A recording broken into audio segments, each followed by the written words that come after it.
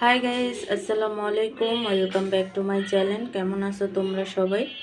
আশা করি ভালো আছো। আল্লাহর রহমতে আমি অনেক ভালো আছি। তো গাইস, তোমাদের মাঝে আরেকটি রেসিপি নিয়ে চলে আসলাম। ঝটপট বিকেলের নাস্তার রেসিপি। দেখতেই পাচ্ছ এখানে পাতাকপি কুচি করে নিছি।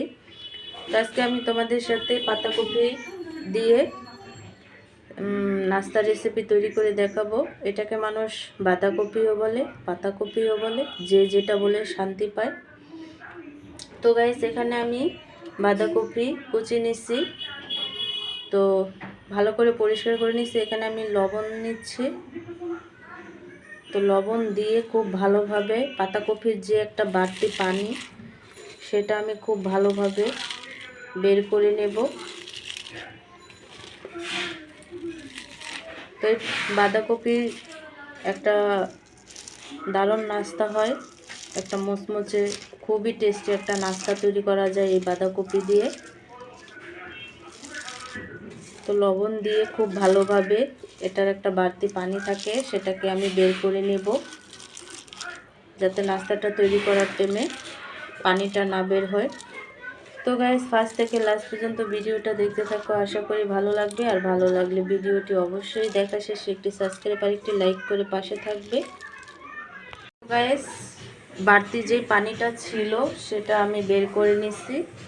তো এখানে আমি সব উপকরণ দিয়ে দিচ্ছি পেঁয়াজ কুচি, কাঁচামরিচ কুচি, ধনিয়া পাতা কুচি,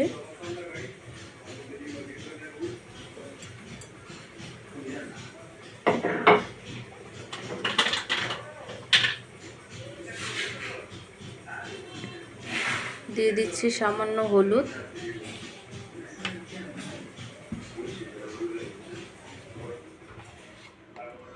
দিয়ে দিচ্ছি চাট মশলা,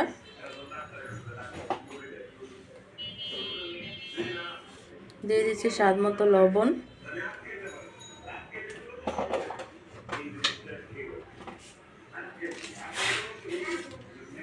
দিয়ে দিচ্ছি সাদা গোলমরিচের গুঁড়ো। ঝালটা কিন্তু তোমরা টেস্ট অনুযায়ী দিবে, যে যেমন ঝাল খাও তেমনই দিবে।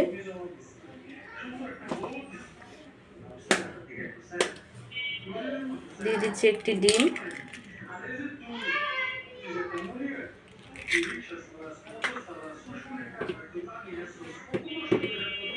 আর দিয়ে দিচ্ছি ময়দা।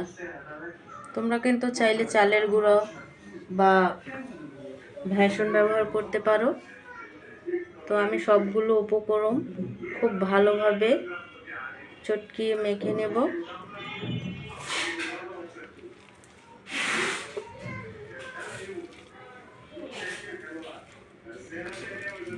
তো গাইস, আমি নাস্তাগুলো ভাজার জন্য এখানে আমি তেল দিয়ে দিচ্ছি। তেলটা হয়তো বা গরম হয়ে গেছে।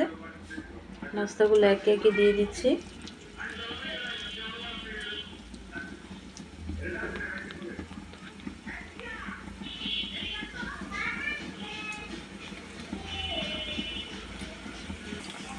তো গাইস, সবগুলো নাস্তা আমি দিয়ে দিচ্ছি।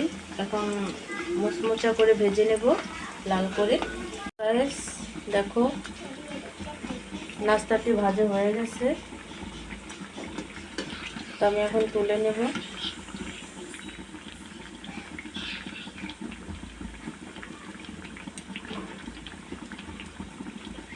গাইস, তৈরি হয়ে গেল মচমচা কিসমি কিসমি পকোড়া, বাঁধাকপির পকোড়া। তো গাইস, তোমরা এইভাবে বিকেলে ঝটপট এই নাস্তাটি তৈরি করে নিতে পারো। চায়ের সাথে কিন্তু খুব ভালোভাবে আড্ডা জমে যাবে। তো এই নাস্তাটি কিন্তু অনেকই টেস্টি আর মচমচা বাঁধাকপির পকোড়া। তো গাইস, আজকের রেসিপিটি কেমন লাগছে অবশ্যই কমেন্টে জানাবে। আর এতক্ষণ ধরে ভিডিওটি দেখার জন্য অনেক অনেক ধন্যবাদ। তো অন্য কোনো রেসিপি নিয়ে আবার চলে আসবো। সবাই ভালো থাকবে, সুস্থ থাকবে। আল্লাহ হাফেজ।